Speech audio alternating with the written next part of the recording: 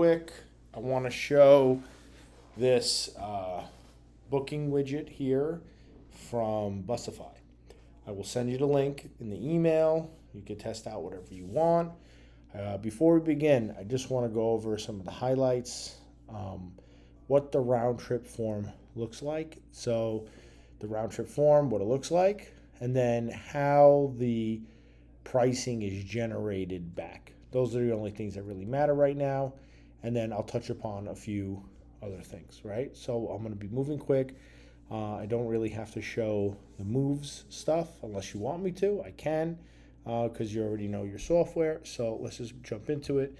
Round trip, 45 passengers. Automatically, this is the initial pickup. Here's a stop, and here's a final drop off. Here's the stop. It's automatically generated. So their one-way form, let me just look at it real quick. If you click one way, right, and you put in your passenger count, it looks like this. And then what makes this a round trip is basically this is already populated, and then this initial pickup will, come back, right? So that's pretty much it. And here we go. Please note that in that charter up example that we talked about in our meeting, there was that little, check this box if you need to keep the vehicle on location, okay? So here's our address, pickup date. Let's do the 11th, and let's do, 12 a.m., right? Actually, let's do leaving at 7:30 in the morning. Okay. Where are they going? They're going to Washington, D.C. What time do they get to Washington, D.C.? It's going to be 11:29. So we want them to depart, the same day. We could get into the complications of different days and all that stuff in a meeting. But basically, they're getting there. So let's say they leave at 2 p.m., right? Okay. So estimated time, everything's in chronological order. The return is automatically populated, and it's not editable. Right. Next. Moves really does a better job. There's no vehicle photos here. You could select how many of the vehicle you want, and then there are these hard-coded. These are not editable. You could say which ones you want to show on your form, but they're not editable. Like, for example, if you have a 20 mini, a 24 mini, a 30 mini, a 36 mini, you're basically just saying minibus. And then for charter bus, you could have a 40 and a 55. You're basically just stuck with a 55. If you click add vehicle, you can add a vehicle, and then there's a workaround in the system that calculates each trip, and then you could rename the trip and then apply that vehicle to the trip. If you want to see a multiple vehicle situation in this system, please let me know. I could send that over.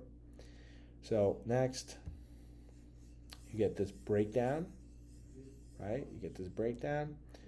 They're going, from here to here and here, right? So now we have a total of 8 hours and 456.7 miles.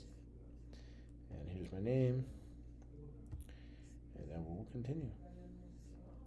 Choose your event. I'm going to say this is corporate. All right. And then what does that look like in the back end system? You always have to load, reload, and refresh the system. We get the email notification that, something has come in.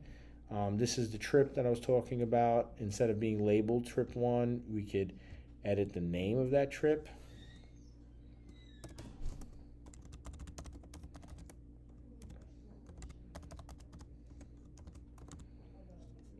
And that's that. Choose the particular vehicle's pricing. We have an LA coach bus, and these are geographical, right? So let's say it's in New York, $250 an hour, but in LA, it's $275. $750 a mile, $650 a mile. So this way you could have the proper, vehicle pricing to the pickup address, right? Save. A lot of this stuff does auto saves. Okay, now we're going to get into the pricing. Now, I want to make a mention here, right? So daily really comes into effect if the charter is multiple days, right? And I could give an example of that. But really, daily is just accumulation of saying we're not going to charge by the hour, right? If for example we have 18 hours, we consider that a day, right? So 18 hours automatically gets considered a day. But daily and hourly are really just a time-based calculation, if that's the best term to put it. It's a duration charge, right? Whereas mileage is a set price per mile. Now, in the moves pricing, it should be apparent that even though you did a garage to garage with no deadhead, or a pickup location, a destination to the back to the original, pickup location, which is a round trip, the hourly is less than the mileage in this case, right? This is why we would need to choose of the highest in the busing industry, right? We have to choose the highest, and this kind of like does this already. We could edit these prices before sending them out. There's a lot of other stuff here, and I could make a video of it. Again, I'm going to be sending over the link to the booking tool, but you can see why the miles needs to be calculated, right? Another example is if somebody's going from New York even further, right? And we had spoke about this in the meeting just to refresh what we spoke about. If a bus is going to do, 5 hours in New York City and the miles are going to be, let's say, 7 miles of driving, it's going to be 7 hours times whatever the multiplier is, right? That number rule, okay? So it's like $200 an hour, let's say, right? It's going to be $1,400, okay? $1,400 is going to exceed the miles. Well, if they drive 7 hours in a straight line from point A to point B, the mileage rate will definitely exceed the hourly rate, right? So within that, situation, and that's why this type of pricing rule is very important, to be able to price things, to be able to move forward in the limo industry. Pricing like Uber works like a taxi. You're getting a price per minute and you're getting a price per mile simultaneously to come up with a calculation. Limo Anywhere cannot do that. They can sort of do that. There's really no software out there except for, let's say, a system of LimoSys and some other ones, maybe possibly Fast Track, but they all have a lot of flaws, even if they have those things that are correct, right? So definitely need this. Now this is good to send to a customer. And then this is the email the customer would get, and this is all editable. And then we go to view my quote, which is basically once the customer opens up their email. Now there's no photo of a vehicle like the Moves one. Pretty much says, nothing's due now. Total due now is 0 because we're sending them a quote, right? And then it says confirm your booking and this and that. This is a lot of terminology that we really want to stay away from, being a bus broker that we are. And, even if you had buses in your stable, you may want to just, be able to differentiate your quoting process from your booking process, right? Some of these things like this, hard-coded text, and greetings and stuff, should be, turned on, turned off, toggled, or editable, or, some stuff like that. In this case, it's not, right?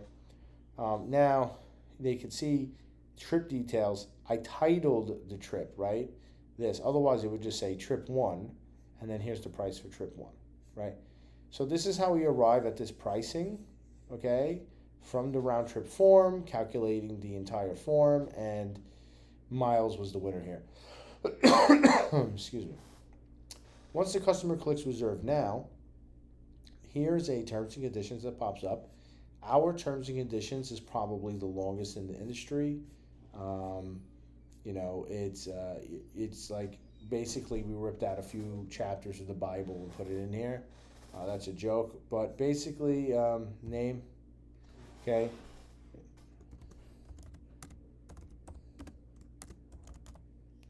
and then email.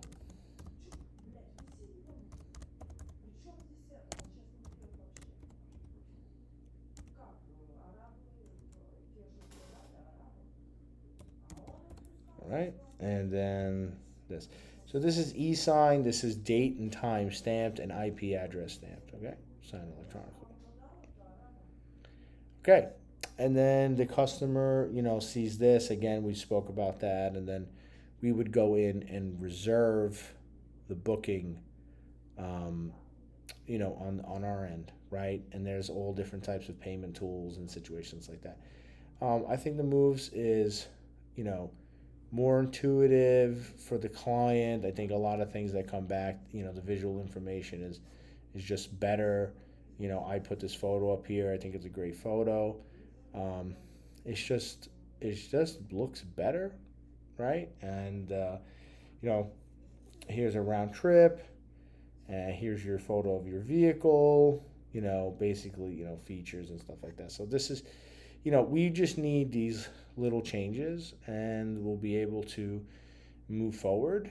The trip details form being the more important of the two. And if you have any questions, please reach out to me. I will have the link in the email as well. Thank you.